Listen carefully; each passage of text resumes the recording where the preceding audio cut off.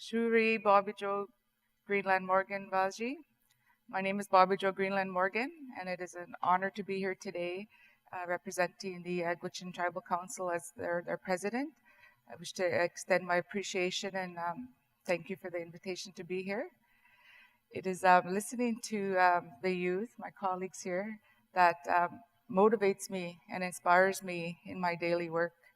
I've been a part of panels before, but I think I must say this is the first panel where I'm the eldest on the panel.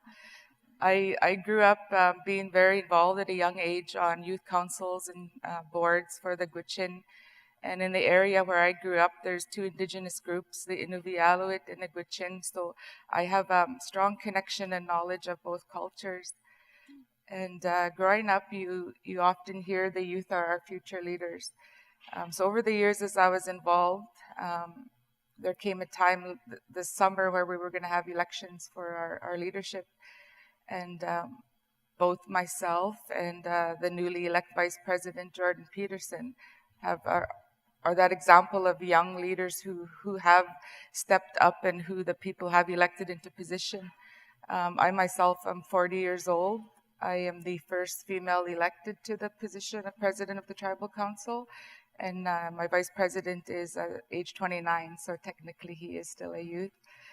So we look forward to the next 4 years.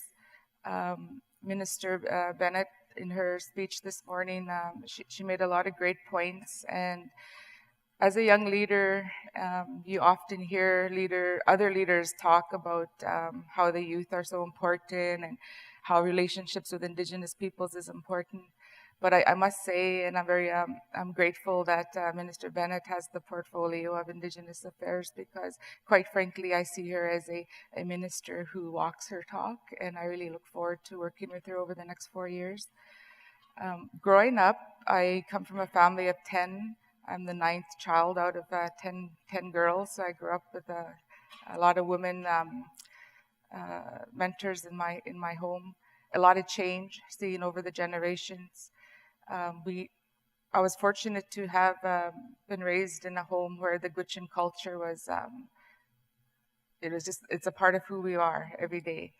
I had other youth friends who weren't so fortunate.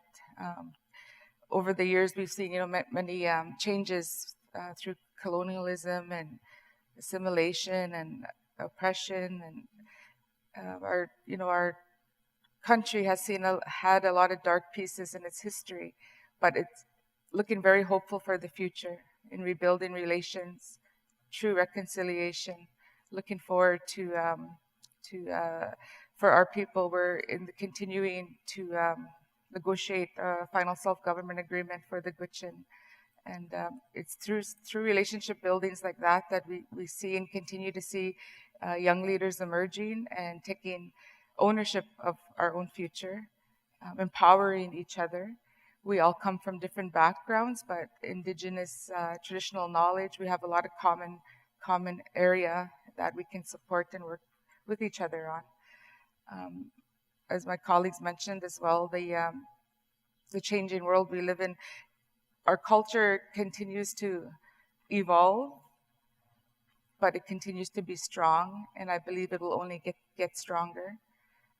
We have some Indigenous languages that are very threatened, some that are close to extinction. But I believe that as long as it's there, as long as there's a spark, that we will reignite that. And for the Gwich'in, in my current position, there's many files that we work on, everything from culture and language to self-government, as I mentioned. But for me, in every file that we work on, the youth are the priority for me, because it's the youth that will live with and be impacted by all the decisions we make as leadership.